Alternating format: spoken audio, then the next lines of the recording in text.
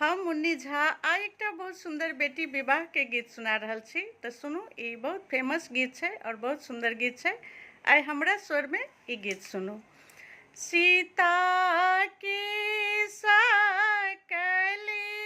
देखी झखथिन जानक जी से, झखथिन जानक जी से। अब सीता रहली कुमारी गे माई, अब सीता रहली कुमारी गे माई। आब हो वशिष्ठ मुनि दिने माऊ चारू से, दिने माऊ चारू से। सीता के लगनी बड़ी उताहुल गे माई, सीता दाई के लगनी बड़ी उताहुल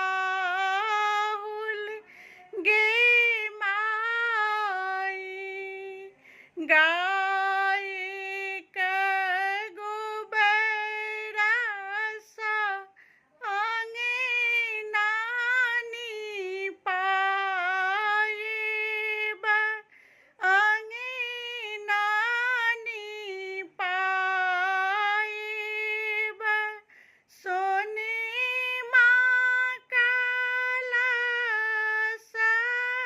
सजाऊ गे माई, सोने माँ कलश सजाऊ गे माई। आब हो बजनिया भैया बजना बजाबहु,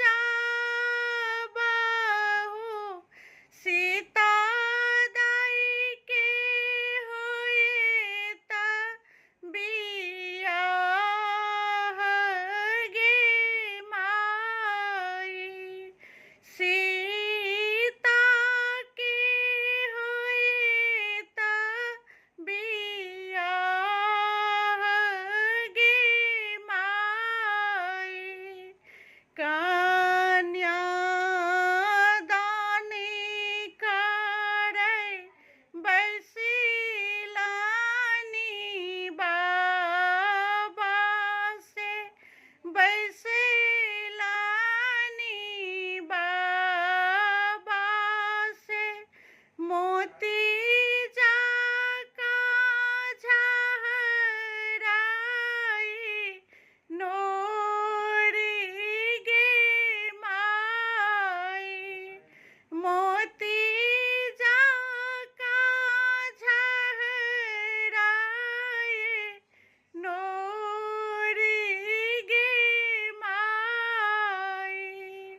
बेटी बाजे रहिते बेटी फेरी सबियाहिताऊ, फेरी सबियाहिताऊ।